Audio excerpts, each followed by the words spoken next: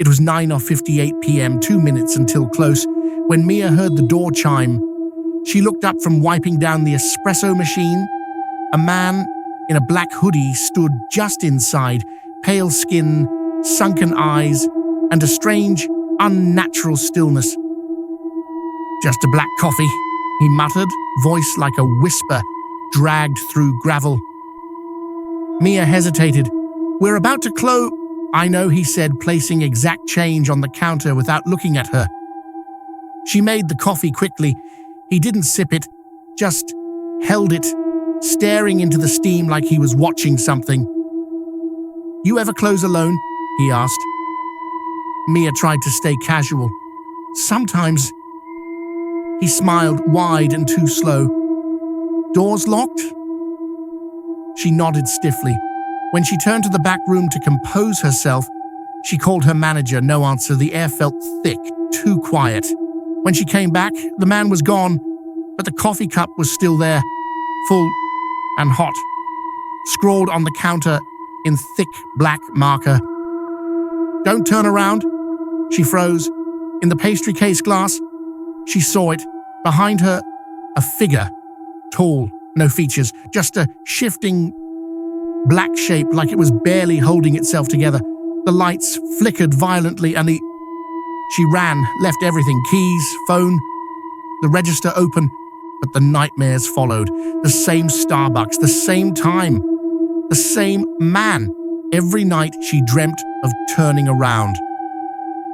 A week later, her replacement barista, Jamie, disappeared during close. Police found the store empty except for a black coffee still warm. And the CCTV? Mia watched it, shaking. The man never left. He stood at the counter as Jamie made the drink. And at the same time, he was also in the back room, watching through the office window. Then the tape glitched. For one frame, Mia saw her own face, staring back from behind the register. She hadn't worked there in days. She hadn't been alive since the night she ran. Mia woke up in the break room, still in uniform. The same cup on the counter steaming, the same whisper from behind her ear. "Your shift's not over." Eli was a maintenance tech contracted to clean grease traps and inspect backflow valves in chain stores across the city. He'd been to dozens of Starbucks locations, always spotless, always identical. But the one on Sycamore and 3rd, that one felt off the second he stepped in. It was 3:12 a.m., after hours access. The door had been left unlocked just as arranged, no lights. Just the faint green glow of the emergency exit sign at the back. He flicked on his flashlight. The beam caught the counter, the rows of syrup pumps, and something else. A coffee cup. Fresh. No steam, but the smell was rich and warm. The name written on it wasn't his. Eli. He frowned. He hadn't told anyone his name. The silence pressed in. No machines humming, no HVAC, just the low, almost wet tick, tick, tick from somewhere in the back room. He pushed through the swinging door behind the counter, following the sound. The storage room was vast, way bigger than it should be. Shelves stretched too far back into darkness, and then he saw it. Bags of coffee beans, but not sealed, torn open. The beans weren't roasted, they were raw, wet and pulsing. He stepped closer, one of the beans split, revealing not a seed, but something that blinked. The ticking sound was louder now, so he spun around. One of the baristas was there, uniformed, smiling, eyes wide like they hadn't blinked in hours. "We've been waiting," she said. "You're the extra shot." Eli backed away, heart racing. "What are you talking about?" She stepped closer. "You think we run on caffeine?" She giggled.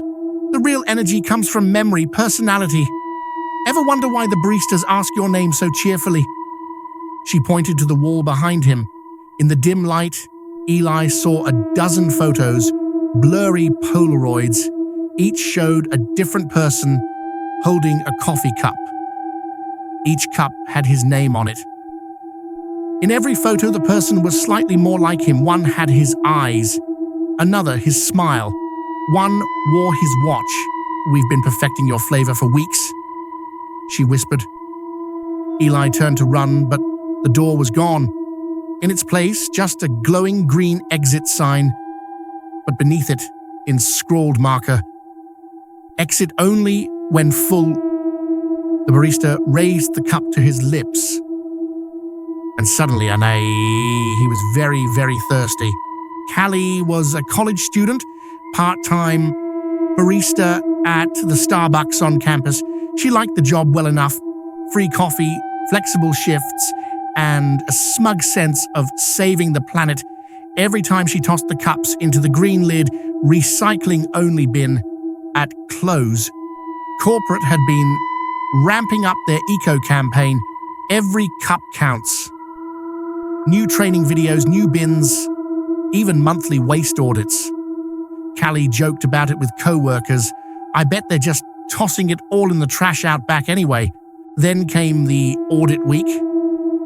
One night, the shift supervisor, Lana, asked her to wheel the full recycling bin to the basement level. Apparently, the location had just been fitted with a special material reclaiming unit. Sounded fancy, but to Callie, it was just a dark hallway and a big metal chute marked "Reclamation" in the block letters. As she dumped the bin, she noticed something strange.